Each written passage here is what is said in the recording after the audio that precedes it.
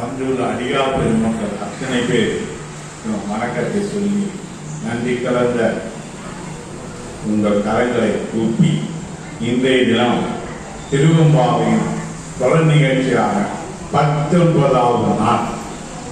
18 நாள் எப்படி போச்சுன்னு தெரியல. ஆனா 19ஆம் நாள்னு சொன்னோன்னா பக்குன்னு ஆகி போச்சு. இவ்வளவு சீரம் 18 போயிடுச்சா? நேற்றுதான் 18 சொன்னோம். ஆனா இந்த 18 போனதே தெரியல. அவ்வளவு அருமையா திருவெம்பாவையில 19ஆம் நாள் இந்த 19ஆம் நாள் நிகழ்வு அருமையா உரையாற்ற வந்திருக்கிறார். உன் கையில் உன் பிள்ளை உனக்கே அடைக்கலம் என்று மணிப்பாக்கத்துல தர்மலிங்கேஸ்வரர் கோயில சிவானந்தன் ஐயா இருக்காங்க. இந்த ஐயா நிறைய திருப்பணிகளை மணிப்பாக்கத்தில் இருக்க தர்மலிங்கேஸ்வரர் கோயிலுக்கு ஆத்மார்த்தமா செய்யறார். மாதந்தோறும் திருவாசகத்தையும் அங்க இருக்க அடியார் பெருமக்கள் கூட்டியும் நல்ல ஒரு பணியை செய்திருக்கிறதா ஐயா பத்தி கேள்விப்பட்டேன். இந்த ஐயாவை இங்க வந்து அறிமுகமானாரு. எம்பெருமான் திருக்கரணையோட அவரோட வாக்குறுதிகளையும் அவர்களுடைய உரைகளையும் அரியனும் கேட்டுவிட்டு பின்னர் வருகின்றேன். இந்த அவை தற்போது திருவாசகத்தில் திருவெம்பாவையும் 19ஆம் பாடலும் பொருளும் ஐயா அறிக்குமாறு வேண்டி கேட்டுக்கொண்டு இந்த அவை ஐயாவிடம் ஒப்படைக்கப்படுகின்றது.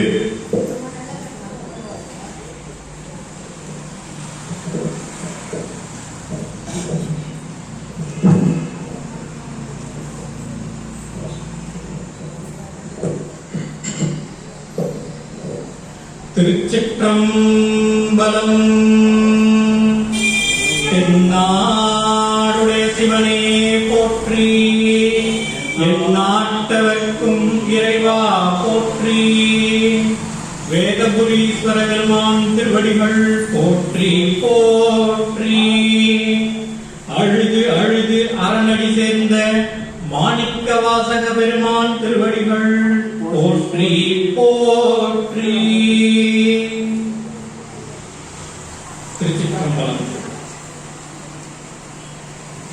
எங்கள் குருநாதர் சொல்வார், திருவாசகத்துக்கு யாருமே விளக்கம் சொல்ல முடியாது. இந்த சிறியனையும் ஒரு பொருட்டா நினைச்சு சேகர் ஐயா அழைத்தார்கள். மிகவும் நன்றி தெரிவித்து கொண்டு என்னுடைய உரையை தொடர்கிறேன். திருச்சிற்றம்பலம். திருவாசகத்துக்கு விளக்க சொன்னா என்ன சொல்றதுன்னு எனக்கு புரியல. ஏன்னா எங்க குருநாதர் சொல்லுவார், திருவாசகத்துக்கு விளக்கம் சொல்ல முடியாது 2 பேர் தான். ஒண்ணு பாடியவர், இன்னொன்னு எழுதியவர். பாடியவர் யாரு? மாணிக்கவாசக பெருமான். எழுதியவர் சிவபெருமான். இவங்க 2 பேருக்கு மட்டும்தான் உண்மையான மெய்ப்பொருள் என்ன அப்படின்றது அவங்க 2 பேருக்கு மட்டும்தான் தெரியும்.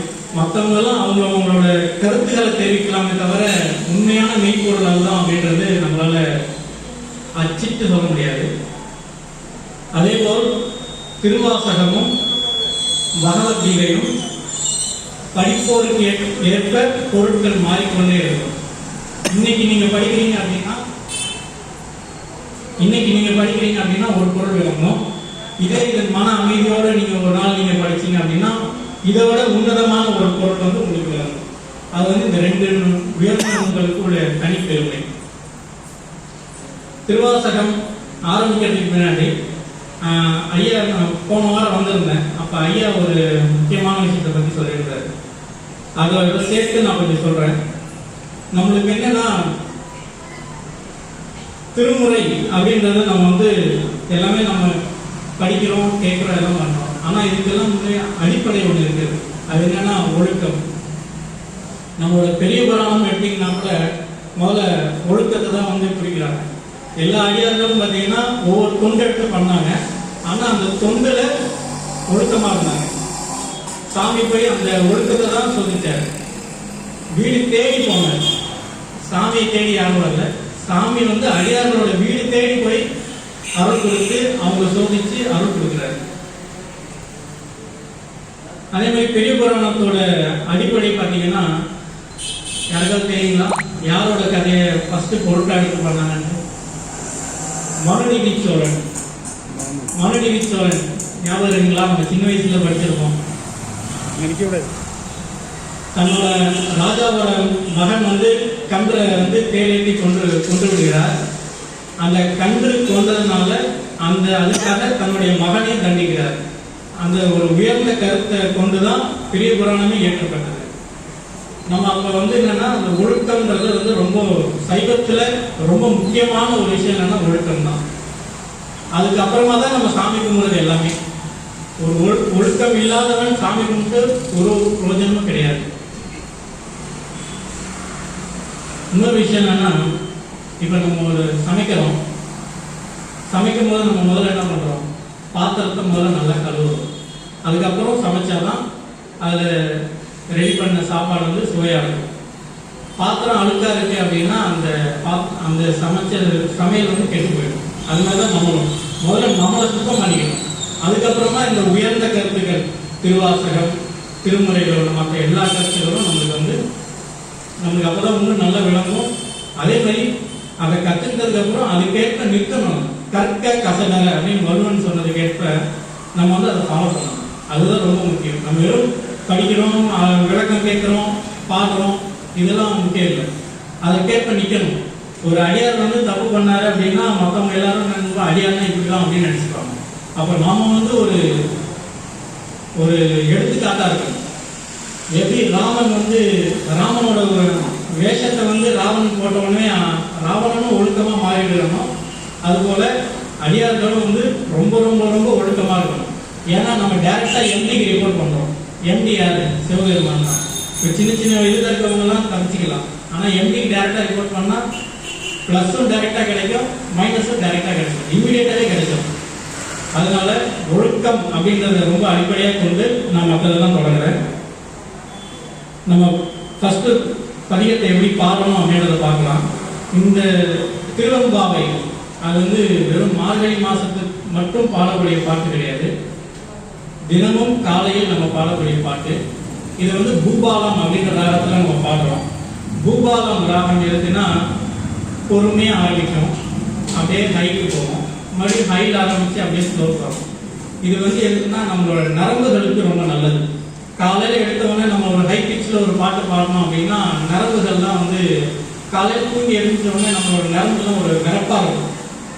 அப்போ நம்ம இந்த பூபாலம் ராகத்தை எடுத்து பாடணும் அப்படின்னா உடம்புக்கு ரொம்ப நல்லது.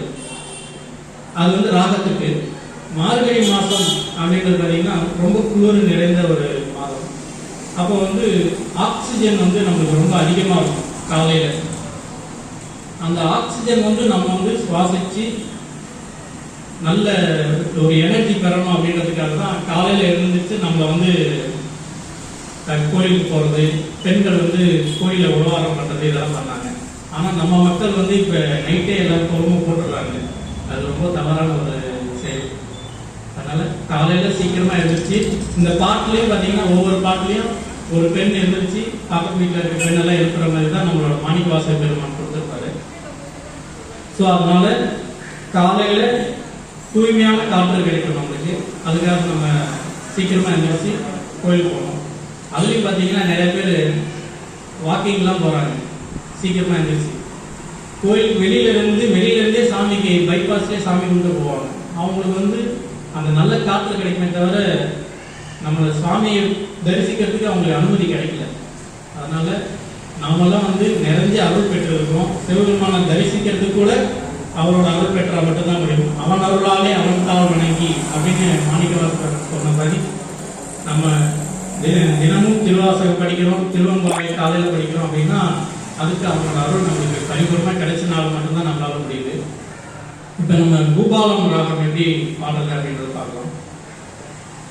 உன் கையில் பிள்ளை உனக்கே அடைக்கலம் என்று அங்கு அப்பழஞ்சொல் புதுக்கும் எம் அச்சத்தான் எங்கள் பெருமான் உனக்கொன்று உரை போங்கேன் எம் பொங்கை நின் நண்பர் அல்லாதோ தேரற்க எம் கை உனக்கல்லாது எப்பணியும் செய்யற்க கண்குள் பகல் என் கண் மற்றொன்றும் காண மணக்க இங்கு இப்பரிசே எமக்கெம்போ நல்குதியே எங்கள் என் ஞாயிறு எமக்கேளோ எம்பாவாய்.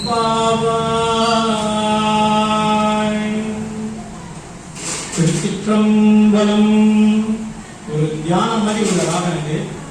ரொம்ப பொறுமையா அழகா நிறுத்தி நிதானமா நம்ம பாடணும் அப்படின்னா நம்மளுக்குள்ள ஒரு வைப்ரேஷன் நம்மளால ஃபீல் பண்ண முடியும். இப்ப நம்ம இதோட விளக்கம் பார்க்கலாம். உன் கையில் பிள்ளை உனக்கே அடைக்கலம் அப்படின்றது ஒரு பழமொழி.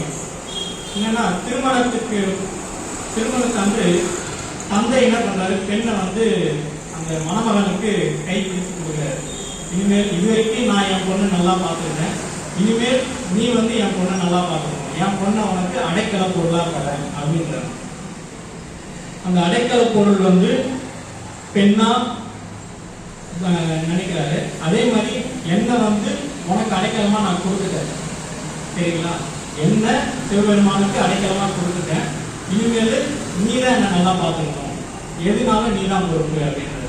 இதே இது நிறைய பாட்டுல நிறைய விதமா சொல்லியிருக்காரு. இந்த பாட்டுல அடைக்கல பொருளா சொல்லியிருக்காரு. அடுத்தது என்ன சொல்றாருன்னா, அங்கு அப்பழஞ்சொல் புதுக்கம் எம் அச்சத்தால்.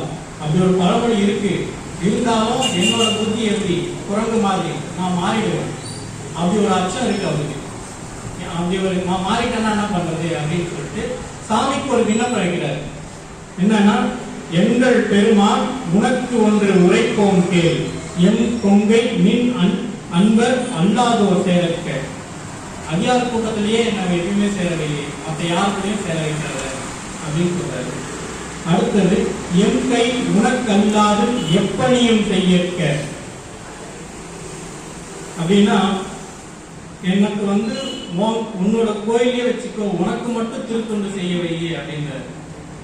இதுல ஒரு சின்ன ஒரு சொல்றேன், உழவாரம்ன்றது ரொம்ப முக்கியம். ஞானசம்பந்தர் பெருமானும் பாட்டு பாடி சாமி கிட்ட இருந்து பொற்காசு பெற்றாரு, அப்பர் பெருமானும் பொற்காசு பெற்றாரு. ரெண்டு பேரும் வந்து அவங்களுக்கு பயன்படுத்திக்காம மக்களுக்கு தான் கொடுத்தாங்க.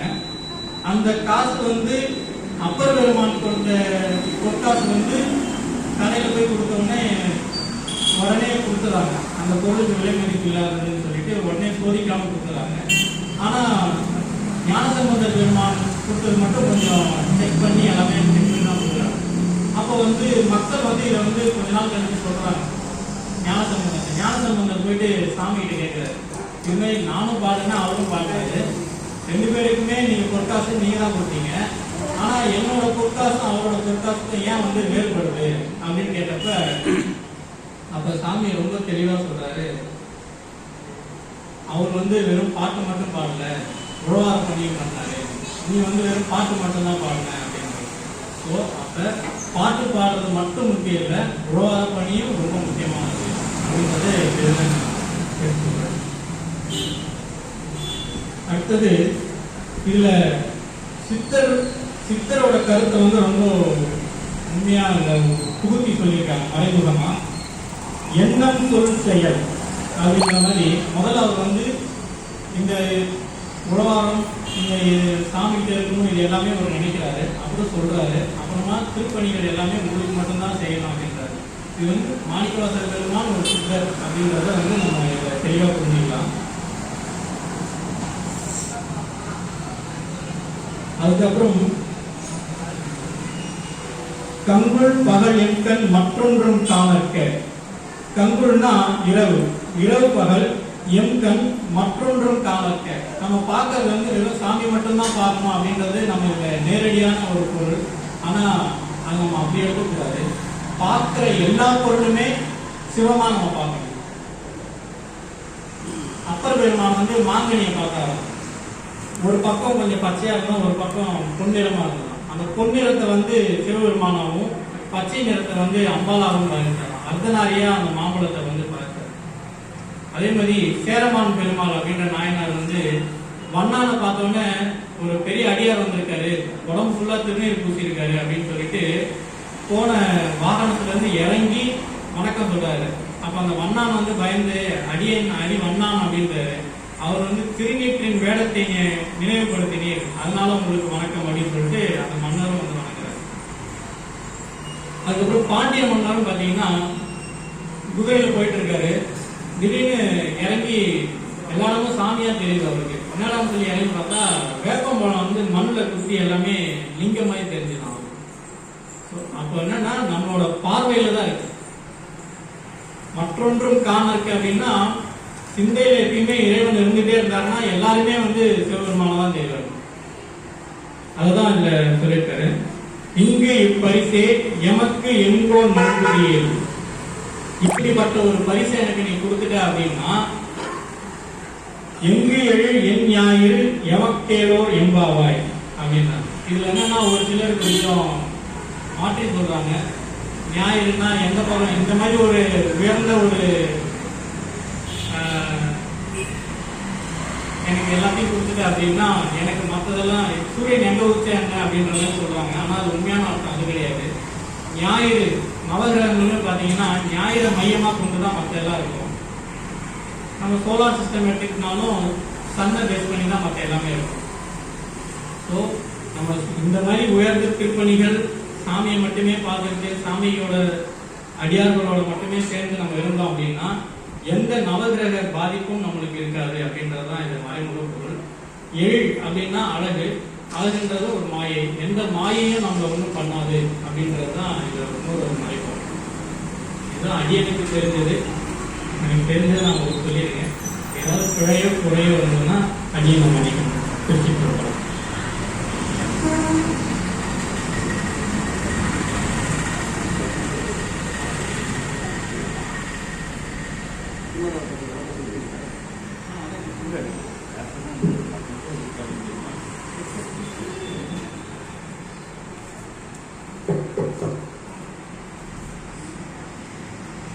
சிவ ஆனந்தையாவின் பேச்சில் கேட்கும்போது எந்த அளவு உள்ளார்ந்த அர்த்தங்களை கொண்டு உணர்வுகளை நீக்கி உணர்ச்சிகளை நீக்கி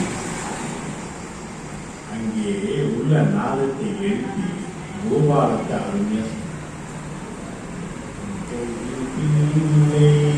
துணைக்கே அழைக்கும். அப்ப இந்த உள்ளத்தை வந்து உள்ளுக்குள்ள வாங்கியிருக்கும் என்ன பேசட்டும், இந்த நிலைதான் அவர். அது மட்டும் இல்லாது எப்பணியும் செய்யற்க தர்மலிங்கேஸ்வரர் கோயில்ல அத்தனை பணியும் செஞ்சு அடியார் கொடுத்த நிறுத்தி மாதம் தோறும் திருவாசகம் தோறும் அடியார் குறித்து கூட்டிருக்கக்கூடிய பண்பார் அவரு திடீர்னு இந்த அளவுக்கு எடுத்துருவாங்க எதிர்பார்க்கற. இதுவும் வேத பேசுறதுனால அவரு இருவையாளர் தான். இப்ப ஐயா சொன்ன வரிகளை பார்ப்போம், வாக்கியங்களை கொஞ்சம் சிந்திக்கும். என்ன சொன்னாங்க எடுத்த உடனே? மெய்ப்பொருள் அப்படின்னு. எதை மெய்ப்பொருள்? நாங்க திருவாசகத்தை மெய்ப்பொருள். நாங்க திருவாசகத்தை மெய்ப்பொருள்னு இப்ப சொல்றேன்னா, அப்ப சிவபுராணம் சொல்லும் போது என்ன சொல்றாரு? பொருள் உணர்ந்து சொல்லுவார் செல்வர் சிவபுரத்தின் உள்ளார் சிவனடிக்கு பல்லோரும் ஏற்க பணி. அந்த சிவபுராண வரிகளை பருத்தி விட்டுதான் உள்ளேயே நுழைய முடியும். திருவாசகத்தோட என்ட்ரன்ஸ் சிவபுராணம் தான். 1970 எனக்கு எதுவும் தெரியாது. அப்படின்னா ஆலந்தூர்ல வேதபுரீஸ்வரர் கோயில், வேதபுரீஸ்வரர் கோயில் இந்த சிவபுராணம் சின்ன அட்டையை வச்சுப்பேன். அந்த அட்டையை வச்சுட்டு இந்த சிவபுராணத்தை சொல்லி சொல்லி கோயில் சுற்றி வந்துட்டு அது பின்னால நாகரிகம் பூ இருக்கும், அதை போட்டு ஓடி போயிடும். சிவபுராணம் என்னன்னு தெரியாது, ஒரு அட்டை. அந்த அட்டை வந்து நமச்சிவாய வாழ்க நாதந்தார் வாழ்க. காலையில போக வேண்டியது, யாரும் இருக்காங்க பார்ப்பேன், யாரும் இல்லையா, அப்பா நம்ம மட்டும்தான் இருக்கிறோம் மடனே அது சொல்லிட்டு அந்த பின்பக்கம் போயிட்டு நாகலிங்க பூ அங்க இருக்கும். ஒரு நாகலிங்கத்தை பூவை கோயில வச்சு ஓடி போடும். தெரியாது. அங்க இருக்கக்கூடிய ஆனந்தனுடைய வேத பேசி இழுக்காது. எப்படி இழுத்திருக்காருன்னா சிவபெருமானத்தை புத்தா இழுத்தார். இதுல ஒரு வேடிக்கையான சம்பவம். காலையில ஆனால் வேதமீஸ்வரர் கோயில் இருக்கேன், பக்கத்திலே வெங்கடேச பெருமாள். அந்த வெங்கடேச பெருமாளுக்கு சேவை செய்யும். என் நண்பர் இருந்தாரு, நம்ம போன கோயிலுக்கு போனோம். அவர் வந்து பெருமாளுக்கு அங்க கோயில் கமிட்டில பெருமாள் பணி செய்வோம். எந்த உழவார பணி என்னன்னா திருநீர்மலை தான் எனக்கு தெரியும். இந்த திருநீர்மலையில வைகுண்ட ஏகாதசிக்கு முன்னாலே போயிட்டு 2 ட்ரம் 50 ரூபாய் உழவார பணி செய்யும். வெறும் 50 ரூபாய். 2 பேர் தான், வேற யாரும் கிடையாது. அப்படி என்ன உழவாரம் பண்ணீங்க? வாடகை சைக்கிள் எடுத்துப்போம், ஒரு சொந்த சைக்கிள். 2 ட்ரம் 5-10 ரூபாய் வாங்கிட்டு வாலி கயிறு எடுத்துட்டு நேரம் போயிட்டு வெள்ளம் 1 கிலோ வெள்ளம், ஒரு எலுமிச்சம்பழம் சைக்கிள் வாங்கிட்டு நேரம் முன்னாலே போயிட்டு அங்க குருக்கள் வீட்டு தங்கி இருந்து நேரம் எல்லாத்தையும் கீழே பேக்ல வச்சுட்டு மேல போயிட்டு இரவு முழுக்க கீழே இருந்து தண்ணியை சேர்ந்து ட்ரம் ஃபுல்லா ஆகிடும். எத்தனை மணிக்கு முடியும்னு தெரியாது. 2 பேர். மறுநாள் காலையில் அடியாருன்னா ஒருத்தருக்குள்ளவே நம்ம அந்த திருநீர்மலையில வானல் ரெடி, நீர் மோர் ரெடி. காலையில ஒண்ணு சுக்கு காப்பியும் நீர் மோர அப்படியே குடிச்சுட்டே இருப்போம். எத்தனை மணி ஆச்சு? அங்க அந்த இது வந்து அந்த அண்டா வச்சுருக்கு இல்லையா, பிளாஸ்டிக் பேர் தான் போலாம். அந்த பிளாஸ்டிக் பேர் குறையக்கூடாது, குறைஞ்ச கீழே தண்ணி கொடுத்துருவோம். முன்னாள் போனோம்னா மறுநாள் அந்த எல்லாரும் சொல்லுவாரு, வட்டாச்சேரியெல்லாம், ஐயா நீங்க வாங்க வாங்க முடிச்சுட்டு நாங்க ஈவினிங் 4 மணி தான் போவோம். 4 மணிக்கு போயிட்டு பெருமாளை பார்த்துட்டு வெளியே வருவோம். 50 ரூபா தான் மொத்தமே செலவு. எவ்வளவு வெயில் இருந்தாங்க, எத்தனை பேர் தாங்கினாங்க. ஆக அந்த பணிகளும் இறைவன் ஏற்றுட்டாரே இல்லையா? அப்போ பொருள் உணர்ந்து சொல்லுவார் செல்வர் சிவபுரத்தின் உள்ளான்னு மணிவாசக பெருமான் என்ன பண்ணாரு? சொன்ன உடனே தன் கையில காசெல்லாம் போட்டு கோயில கட்டினாரு இல்லையா? அவர் காசை நினைச்சாரு இல்ல அரசன் காசு நினைச்சாரா? இருக்குது கோயில் கட்டணும், ஆவுடல் கோயில் கட்டணும் சொல்லிட்டு உடனே கட்டினார. உள்ளே பெருமாள் வந்து காட்சி கொடுத்து அங்க இருந்து குருணமாத்த நிலையத்திலே திருவிழி தீட்சை கொடுத்தா உடனே கோயிலே கட்டார் இல்லையா? அப்போ பெருமாள் நினைத்தால்தான் எதுவுமே நடக்கும். இதுதான் மெய்ப்பொருள். அந்த மெய்ப்பொருள் தான் திருவாசகம் என்று முதல்ல சொன்னாங்க. 2வது கருத்தை என்ன சொன்னாங்க? ஒழுக்கம் அப்படின்னாங்க. இந்த ஒழுக்கத்துல மனுநீதி சோழன் கதையை பற்றி சொன்னாங்க. மனுநீதி சோழன் தெரியும், அந்த தேர் உலகேர்ல வந்து அந்த ராஜாவோட பார்த்து இதுவாயிடும். அதை வந்து மண்ணை வந்து யாரும் செய்ய மாட்டாங்க, தேரை ஏற்றுவோம். தேரை ஏற்றின உடனே நடக்கும். முடிஞ்சு போறதுக்கு எது முதல்ல வந்தது? உயிர் பெற்று கன்று வந்தது. முதல் உயிர் பெற்று வந்தது கன்று தான். ராஜா பையன் வரல, அது பெரிய மாடு வரல, சேவகன் யாரும் வரல. ஏன் கன்று வந்தது? அந்த கன்றுவை பார்த்தாதான் தாய் பசுக்கு ஆறுதல். அந்த தாய் பசு ஆறுதல் இருந்தாதான் ராஜாவோட பையன் இருக்க முடியும். ராஜாவோட பையன் இருந்த மந்திரிங்க. அப்போ மனுநீதி ஒழுக்கம் எங்கே இருந்தது? அங்க மனுநீதி சோழன் காட்டினான். முன்னவனே முன்னின்றால் முடியாதது உள்ளதோ என்று அருமையா சொல்லியிருக்காரு சேக்கிழார் பெருமான் திருத்தொண்ட புராணத்துல. அப்போ ஒழுக்கம்னா எப்படி வாழணும், இப்படிதான் வாழணும். ஒரு ஒழுக்கத்தை போல கட்டுப்பாடு. அங்க மனுநீதி சோழன் கன்றுதான் முக்கியத்துவம். அடுத்தது என்ன சொன்னாங்க? காலையில இருந்து கோலம் போடணும் அப்படின்னு. அதாவது நம்ம நகர்ப்புற வாழ்க்கையில வாழ்றோம். நகர்ப்புற வாழ்க்கையில பல்வேறு தொல்லைகள் உள்ளது. ஏன்னா நம்ம அம்பிக்கு காட்டா கொடுத்துட்டோம், வரலுக்கு பாய்க்க சொல்லிட்டோம், அப்புறம் அடுப்புக்கு ஓகே சொல்லிட்டோம். எல்லாம் போய் எல்லாம் சயின்டிபிக்கெல்லாம் மாறி எல்லாமே ஒர்க் மாறி போச்சு. ஒரு பக்கம் ஐடி கம்பெனி ஒர்க் பண்றான், ஒரு பக்கம் ஷிஃப்ட் ஒர்க்கிங்கு, இன்னொரு பக்கம் எப்போ போன வேலை, போய் சம்பாதிச்சாதான் குடும்பம். இப்ப சவுத் சைட்ல பாத்தீங்கன்னா எல்லாமே ஒரு ஸ்டாண்டர்ட். காலையில 8 மணிக்கு போனா ராத்திரி 8 மணிக்கு வீட்டுக்கு வந்துருவாங்க. நீங்க எத்தனை மணிக்கு போறது எத்தனை மணிக்கு வர்றதுன்னு தெரியல. அப்படியே வந்தாலும் அதுக்கப்புறம் நான் குடும்பத்தோட பேசி செய்யும்போது குடும்ப தலைவர்களும் இப்ப இருக்கக்கூடிய கலியுகத்துல தொலைக்காட்சியில மாட்டீங்க. தொலைக்காட்சியும் தொலைக்காட்சி ஆயிடுச்சு.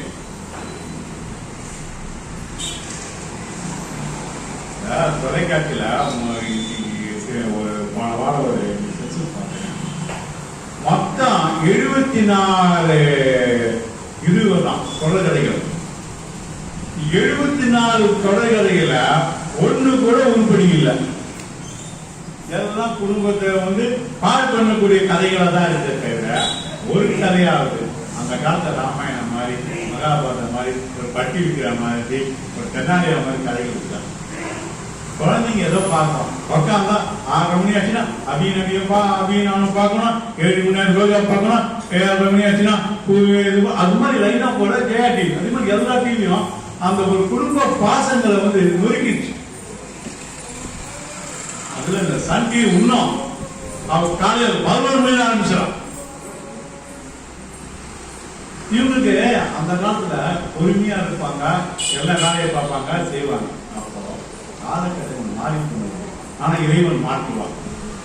இன்னைக்கு ஒரு சின்ன விஷயம் சொல்றேன். ஐயா சொன்னாங்க விடிகால எழுந்து கோலம் போனேன். அடியன் நண்பர் திருச்சியில் இருக்காரு. அவர் பேர் சாரதி ஐயா. ரயில்வேல ஒர்க் பண்ணி ரிட்டையர் ஆயிட்டார். தினம் காலையில 2:30 மணிக்கு எழுந்திருப்பாங்க புருஷன் கொண்டாடி. 2:30 மணிக்கு எழுந்து குளிச்சுட்டு 3 மணிக்கு பூஜைக்கு போயிடுவாரு. அந்த அம்மா வெளிய தினம் வாசல் தெரிச்சு கோலம் போட்டு சமைக்க போயிடுவாங்க. காலையில அந்த ஃபுல்லா வீட்டு ஃபுல்லா பூ தான், வேற எதுவும் கிடையாது. ஃப்ரிட்ஜில் எதுவும் வைக்க மாட்டாரு. முன்னாள் பூ வாங்கி அடிக்க வச்சுருவாரு. பூவாரம் பெருமாங்க நல்லா அலங்காரம் பண்ணி 5 மணிக்கு ஹோமம் எடுத்துவார். வேவி வளர்த்தி அந்த வேவி ரெடியான உடனே இதுக்குள்ள அந்த அம்மா உள்ள சமைச்சு நெய்வேதியம் கொண்டு வந்துருவாங்க. காலையில் 5:30 மணிக்கு நெய்வேதியம் முடிச்சுட்டு 6 மணிக்கு ஆரத்தி முடிஞ்சு போச்சு. இன்றைக்கு செய்யறாரு சிவபூஜை செம்மர் திருச்சியில இருக்கக்கூடிய நம்ம சாரதி ஐயா. எந்த அடியார் போனாலும் விட மாட்டாரு. இல்லத்தை தங்க வச்சு இத கூடவே வருவாரு. பார்க்கணும்னா பார்க்கலாம். அந்த அளவு திருச்சியில இருக்கக்கூடிய சிறந்த அடியார். இதெல்லாம் தெரிஞ்சுக்கணும். அவர் பேர் சாரதி ஐயான்னு பேரு. அவ்வளவு புருஷம் பண்றீங்க 2 பேரும் சேர்ந்து அருமையா செய்யறாங்க. இன்னைக்கு நடக்காம இருக்குது. இது ஒரு அடியார் பெருமை. அப்போ அடியார் இப்படி இருக்கணும்னா சரி அப்பா இப்படின்னா இன்னொரு அடியார் கும்பகோணத்துல இருக்காங்க. கும்பகோணம் குடமுக்கு கேள்விப்பட்டிருக்கீங்க. குடமுக்கு முன்னால ஒரு கோயில் குளம் இருக்கு. அந்த கோயில் குளத்துக்கு எதிர்க்க ஒரு பில்டிங் இருக்கு, 4 மாடி கட்டடம்.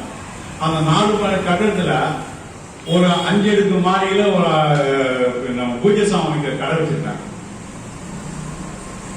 அங்க ஒரு அம்மா இருக்காங்க.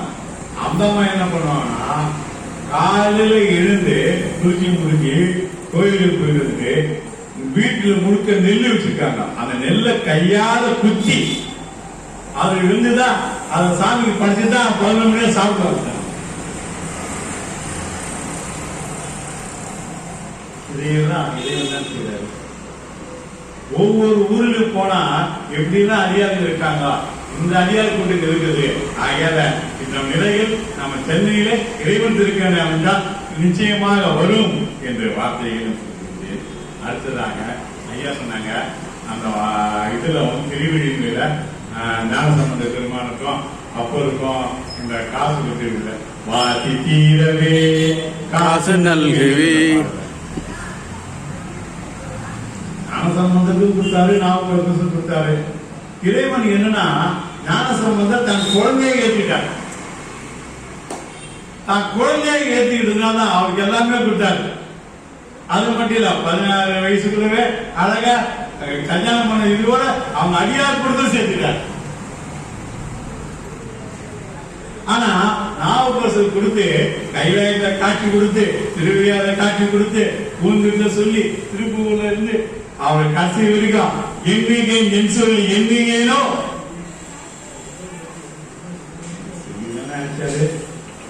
எத்தனை வயசு 81. அதாவது பெருமான ஒருத்தர் அனுப்புறாருன்னா அதில் ஒரு காரணங்கள் உள்ளது. நம்ம அது இருக்கே போகக்கூடாது. அரியனுக்கு விண்ணப்பம் தான். நாம சம்பந்தம் அவருக்கு ஒரு வழி வச்சிருக்காரு. நாவுக்கரசு வழி, சுந்தருக்கு ஒரு வழி, நம்ம மணிவாசல் பெருமான் வழி.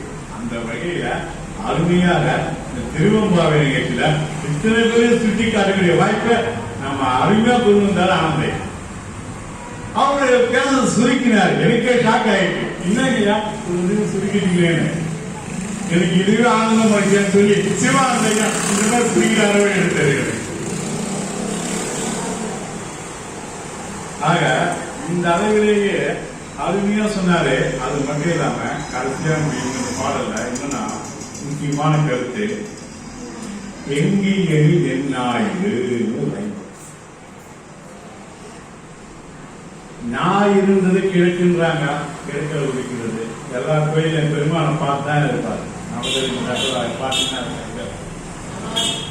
அது மாறாது, மாறி வராது.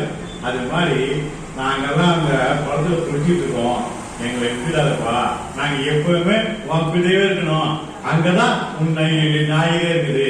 மற்ற ஞாயிறுல எங்களுக்கு முக்கியம் இல்லப்பா. அந்த எழி ஞாயிறாக சிவபெருமானே நீதான் எங்களுக்கு என்று சொல்லி அருமையா சொல்றா. இதை விட எங்களுக்கு என்ன வேணும்?